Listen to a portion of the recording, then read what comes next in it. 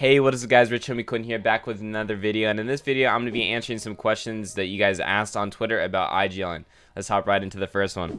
So we have Hazed asking, how did you figure it out so well and how did you get so confident? So I have been IGLing since around season 4 of chapter 1. I used to be the weak link of the team.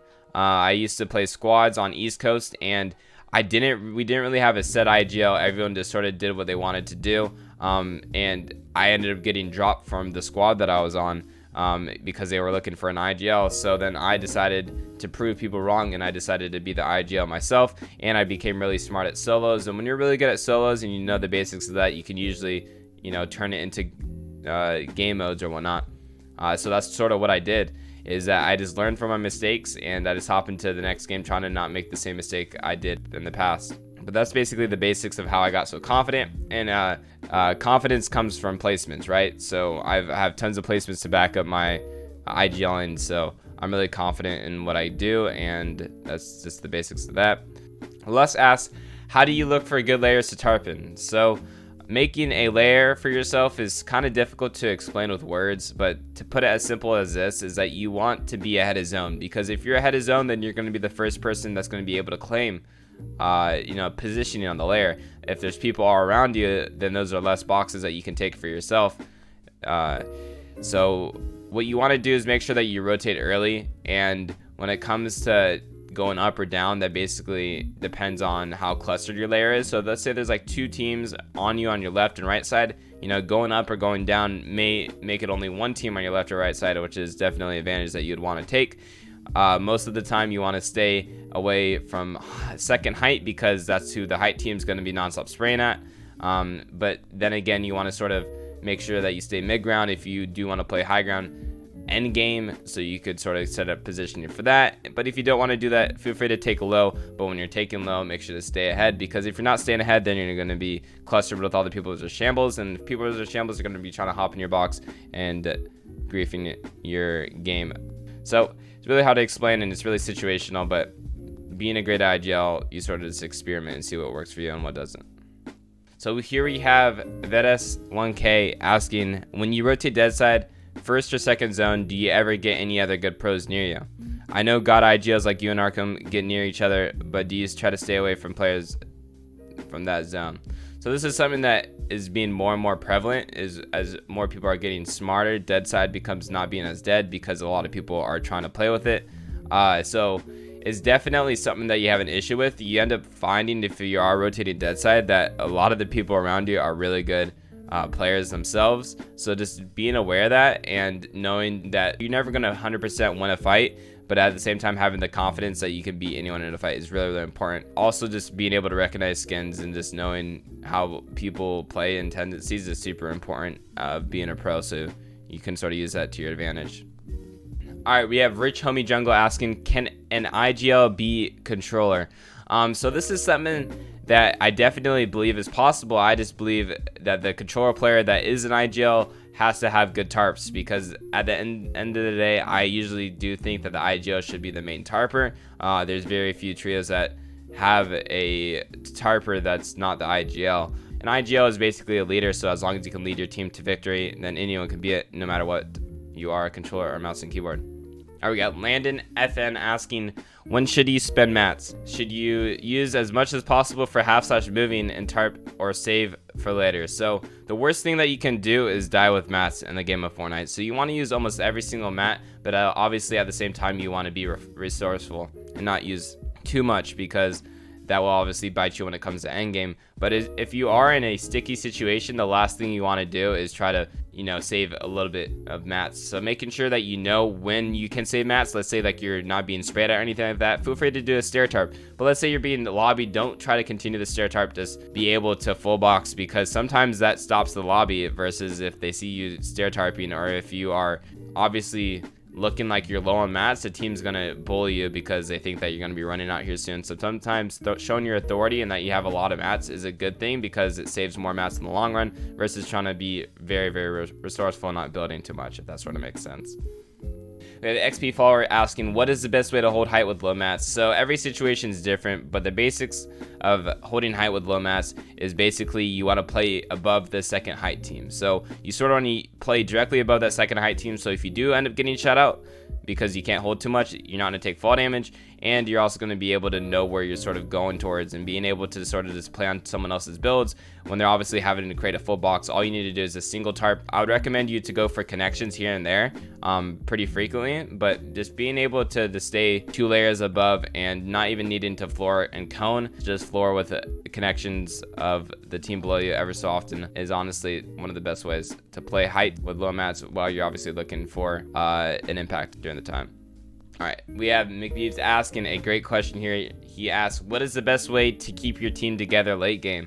So the best way to keep your team together late game is that you sort of plan out your rotations before they happen. So first moving, you basically want to tell your team, so we're going to bounce you here and we're going to rotate here. We're going to try to play this so your teammates sort of have the same vision as you, so they know what to do right after they hit the bouncer, versus like, let's say zone starts moving, you're like, oh, I'm placing bouncer to the left, right?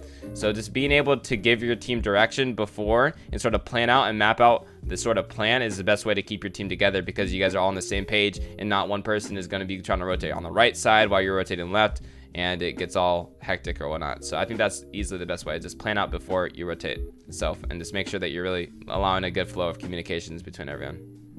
All right, we got DoFN asking, when and how do you determine to play low, mid, or high ground? So this is something that you just end up learning with time. Every situation is different. There's no game that's exactly the same as others, but they are pretty similar. High ground is usually the best to take when they are obviously shambles. When there's a duo, and let's say you're a trio and you want to go for high ground, that's obviously an advantage you would love to take. But making sure you do that when it comes to high ground to staying ahead.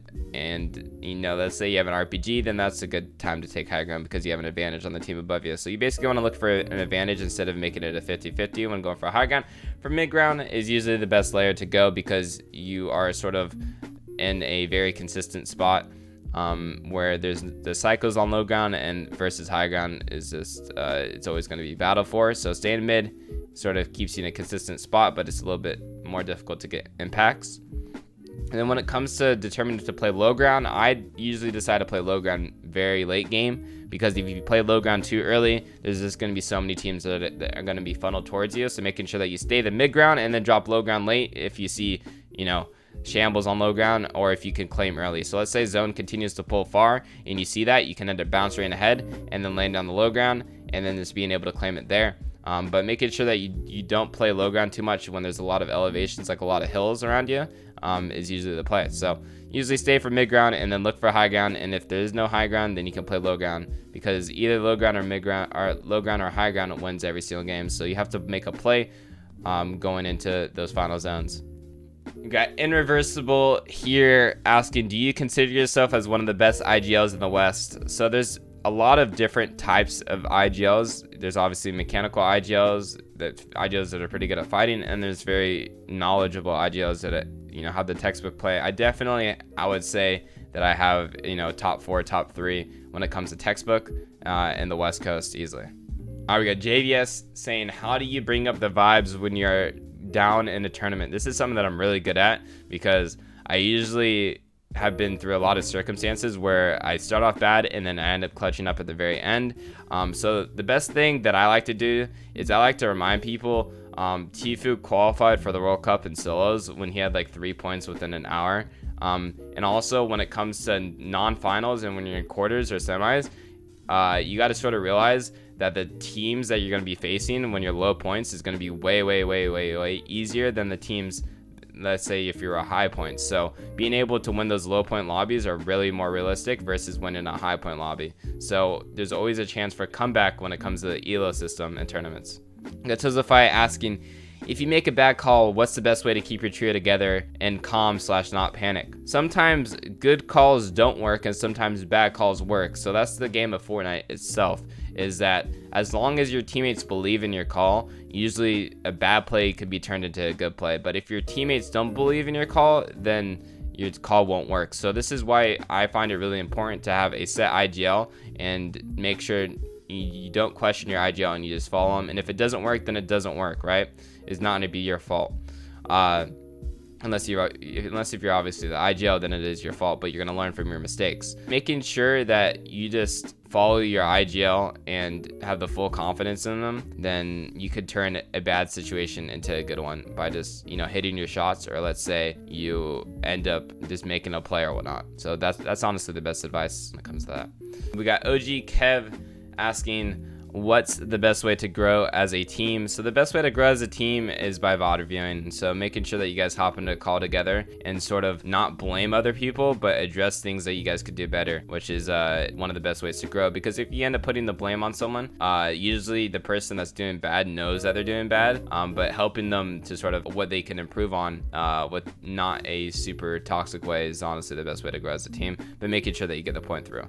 Darren in the Fraud asks how to win fights off spawn. So usually fights off spawn are determined off of drops. If you have a better drop than your opponent, then you're usually going to beat them if it's sort of a 50-50 situation. But if it's not a 50 situation and you guys sort of have like a split down the spot or the POI, then usually being able to take high ground or an alpha position and having more mats to your opponent and just sort of being coordinated and going for a pinch or taking walls together is how you win fights.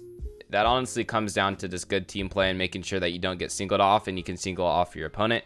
And that's how you win your fights off spawn. High ground's also huge, and just outmatting your opponent is super important early game because everyone's going to be low on mats.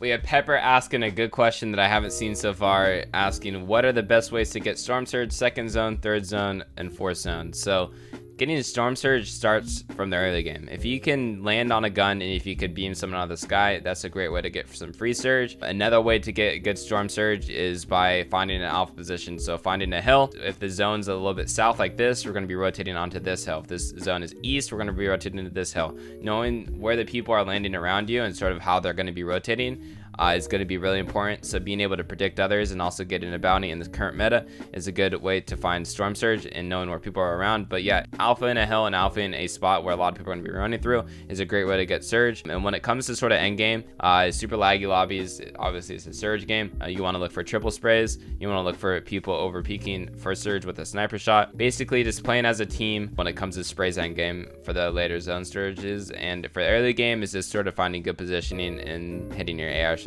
We got Snappy asking, is dead side still dead with everyone and their mother going there? And do cars affect how many people can access dead side? So definitely cars can affect the amount of people that access dead side because it's faster rotation. But there is always going to be a dead side in the game because just how it works. And people usually overloot, sort of leading them to having to white line towards zone, putting them on the populated side. Yeah, dead side's still a thing. It's just something that people have, more knowledge in. And it's definitely, everyone's going to be trying to aim towards dead side. Just sometimes even when you want to play dead side, you can't. So it's definitely still a viable option. All right, we got That's Eclipse asking, what if you're mechanically insane and smart at the same time, but your teammates have terrible game sense? Should you be a fragger or an IGL? You should find new teammates. But yeah, let's get it.